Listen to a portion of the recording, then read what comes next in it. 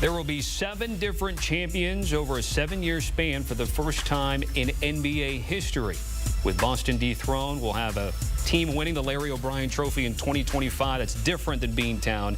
And the last dynastic run came from the Bay Area when the Warriors teams won 3 of 4 in the mid-late 2010s and, of course, a 4th in 2022. With the Thunder beating the Nuggets on Sunday means we'll get a new champ in the association this season. And other than the Knicks, the other 3 teams haven't won an NBA title in their current state. Thunder moved to OKC from Seattle 2008.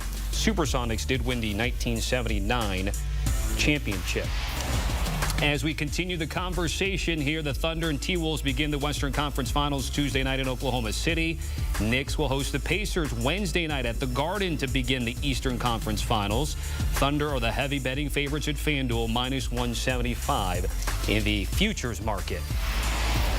All right, here with Ashley Nicole Moss, Brad Botkin, and NBA champ Rip Hamilton. I'm Tommy Tran with Jacqueline D'Agostino for some picks and predictions for the Final Four that we have going on. So we're going to go Ash, Brad, then Rip here for the picks here. Wolves and Thunder just need the team that's going to get to the NBA Finals out of the West. Ash, and which team is that going to be? I'm going to roll with the Oklahoma City Thunder. I had them in the beginning of the season. I'm going to stick with my prediction. I don't by any means think this is going to be a quick and easy series. I think this could possibly go the distance. I ultimately, though, am going to lead with the Thunder in 6. I am also going to Thunder. I think they've been the best team in the league. I think they had their big test against Denver. They sort of got over that hump. I expect that series to be a little bit of a catapult. And I think strategically, the way that they're going to win this series is they have so many perimeter defenders that are going to be able to make things really difficult on Minnesota shooters. But they're also going to have 2 rim protectors in Isaiah Hartenstein and Chet Holmgren, who are going to be able to sag off during all the Rudy Gobert minutes. So anytime Rudy Gobert is out there, they are not going to have to cover him. So they're going to be really protected at the rim and really protected at the 3-point line, which means a lot of mid-range shots. Rip Hamilton, maybe they need Rip Hamilton in this series because I think the soft spots in that attack is going to be where Anthony Edwards and Julius Randle have to do a lot of work. And I think it's very difficult to win a series from the mid-range over 5, 6, 7 games. How many minutes can you still give out there, Rip, here in 2025, right?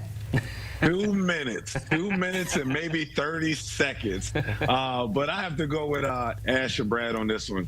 I would have to go with OKC. This team has been the best team in the NBA all season long. Shai Gilgeous-Alexander has been playing like the best player, and his guys have his back. The one thing that I want to note, especially for OKC Thunder, they've been the team that really gets it down in the defensive stand. They get in passing lanes. They get the deflections. They're averaging over 17, forcing 17 turnovers a game, which is the lead high.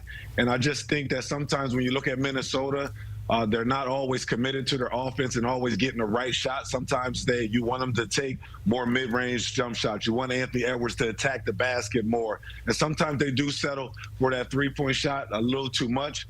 But I would have to go with OKC and have to agree with Brad and Ashley. All right, game 1 is on Tuesday at 8 Eastern, so we're all on the same page when it comes to the West Final. Let's flip it over to the East. And honestly, I'm a little nervous if the Knicks come out of this based off of the scenes that I saw of climbing billboards and light poles and Timothy Chalamet almost being pulled out of a car. Ash, I think we all know which direction you are going to go, but I still have to ask the question, who is going to win this series? Look, I like the way Knicks in 6 sounds, but I'm actually going to go Knicks in 7 for this one. I think that this series is going to go the distance. I think the Knicks need to do a good job of controlling the tempo. They need to exploit the mismatches. They need to rebound that basketball like their life depended on it. When you go against a Pacers team that could already shoot really well, you don't want to give them second, third chance opportunities to make shots that they are missing. And the biggest thing that the Knicks need to do, obviously, Karl-Anthony Towns, we need you like we've never needed you before. But 2 things. Obviously, 4 quarters of defense for this New York Knicks team. That has been kind of the catalyst especially in the series against Boston specifically, and also a little bit of Detroit that allowed them to get their offense cooking, especially when they fell in some of those multi-point deficits. But the Knicks need to, they're the home team in this matchup, defend home court, defend home court. Do your best to limit Tyrese Halliburton, but do not allow what they allowed in one of those games against the Pistons at Madison Square Garden. Don't let those role players start developing and cooking. You want to contain them. You want to make sure they have an off night, but you want to defend and make sure you can contain Tyrese Halliburton. But give me New York Knicks in 7. We're going to the chip. I predicted at the beginning of the season, and I'm sticking by it. All right, this is the third time I've had to do this today, and it's a trifecta. The jig is up for the Knicks. The jig is up for the Knicks. Rip's Pistons actually outplayed them in the first round. Listen, these things, these skin-of-your-teeth existence that they're scraping by, 2 20-point recoveries against the Boston Celtics. And look, credit to them for doing it, but it's not something that's just going to keep happening. Digging these huge holes and then coming out of it on the strength of a historically great shooting team in the Celtics having 2 historically terrible shooting nights. Okay, against the Pistons, they had 1 game stolen from, I believe it was game 4 when Tim Hardaway Jr., it was flat taken from him with the no call. And another 21-0 run in that game, younger Pistons team. These are very unlikely events. It's not to say the Knicks didn't earn it, but they are not things that I think are going to continue. The Pacers have shot the cover off this ball in these playoffs. I think mismatches are the biggest problem here for the Knicks. The Pacers play so fast, the Knicks are going to have a decision to make. Do they crash the offensive glass, or do they get back on defense? Now, one of their big strengths is the offensive glass. Josh Hart, Mitchell Robinson, all these guys. But if they do that, they're not going to get back. And it only has to take a second or 2 lapse time on your getting back on defense. You end up in cross matches. And I think too many times Tyrese Halliburton is going to find himself cross-matched on Karl Anthony Towns, and Jalen Brunson is going to find himself cross-matched on Pascal Siakam. And no team in the playoffs right now is attacking these mismatches better than Indiana. I think the pace of the series over the course of 5, 6, 7 games, the Knicks get back a little slower to where eventually Halliburton and Siakam have the matchups that they want in early offense. These guys are playing 35 minutes a game where Tibbs is playing 44 minutes a game. It's going to run out. I don't want to use the word luck, the fortuitousness of these 20-point recoveries and all these things going the Knicks' way, it's going to stop. Indiana will win the series in 6. Hold me down, baby. Come on. Give me what Rip, you're the tiebreaker, the deciding factor here. So we have a little bit of beef on the desk. They are split. Rip, give us, are you taking Ashley's side in the Knicks, or are you going to be with Brad and the Pacers? Who's winning this series in your eyes?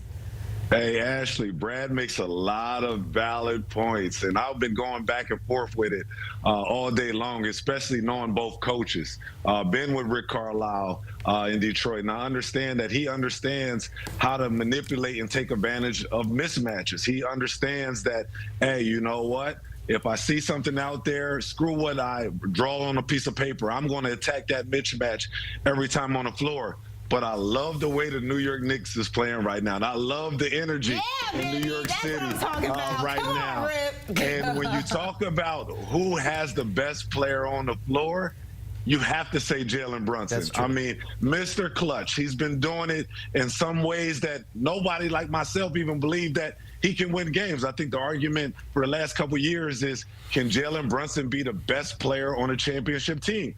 And he showcased that night in and night out. When you looked at the first series when he played against Detroit Pistons, Thompson is a great defender, one of the best defenders in our league. He dominated that matchup. You go against Boston Celtics. We talk about Drew Holiday is the top 5 defensive player on the perimeter.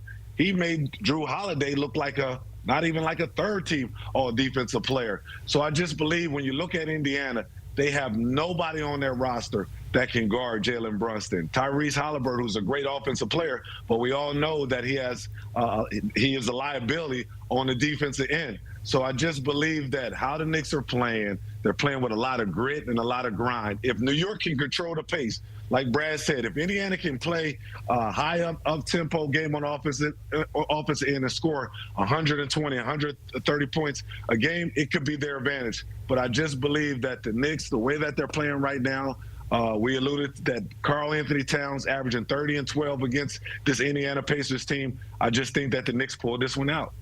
Tommy, I want you to ask Brad here, why he has so much faith in an Indiana Pacers team that not only beat up on an injured Milwaukee Bucks team, but also on an injured Cleveland Cavaliers team, and why that is not luck, but how the Knicks got to the Eastern Conference Finals is. Bradley? No, I don't. Again, Brad, everything that Ash said. Luck's getting put into my mouth. I don't think it's luck. I just think these are highly unlikely outcomes. Was that not a highly unlikely outcome? Not once, but twice for Injuries Indiana? are part of it. The 20 What I'm hearing is Brad is saying they're living a bit of a charmed life. Yeah, this I mean, postseason. didn't they do that last season too, just to get swept by the Boston Celtics in the Eastern Conference Finals? The energy is a little high for it's a little bit of an indictment that the Knicks are this excited about going to the conference finals. They're climbing light poles. Now we can't be excited. I kind of agree, Brad. Like, you gotta when calm that down college a little team bit. beats like Georgia Tech on like a Wednesday and they storm the court. It's been it's a little much. I think they're ahead of themselves. It's been 25 years. And Exactly. Jacqueline, don't start, because you'd be singing the Orlando Magic theme song in downtown Disney if this was the Orlando Magic. I wouldn't be in downtown Disney. It's called Disney Springs now. I'd be at Disney, and I would hold it together until we won it all. That's all I'm going to say. That's all I'm going to say. Oh, okay, Jacqueline. But Rip and Ashley are right. Brunson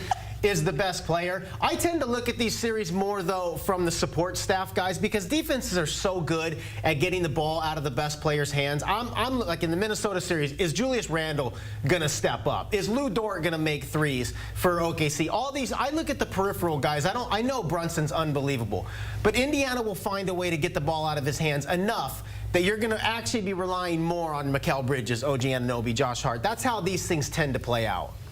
I will say the New Yorkers celebrating after Game 4 against Boston seemed a little premature, but you celebrate to get to the ECF. It's going to be okay. It's called manifestation, Tommy. Okay. We manifest things. I need to have a dream board and manifest more things like you guys do. Yeah, a little board there.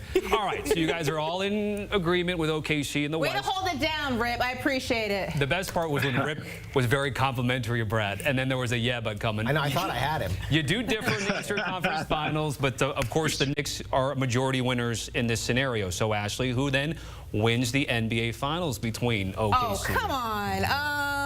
Head, not heart. Okay, so I actually called this at the beginning of the season. I had OKC and I had the Knicks. So if this comes true, first and foremost, I'm her. But if it comes down to the Knicks and the Oklahoma City Thunder, although I zestfully want it to be the Knicks, my gut tells me it's going to be OKC. Yeah. I totally agree. They're the best team. Rip can speak to this better than any of us. The way that the officials are allowing them to play, and it's not right, it's not wrong, it's just what it is. The physicality with which they're being allowed to play lends itself so much to OKC. They have so many athletic, physical defenders that can put so much cumulative stress on you. It's not one guy, it's all of them. It even wore down Nikola Jokic, the best player in the world.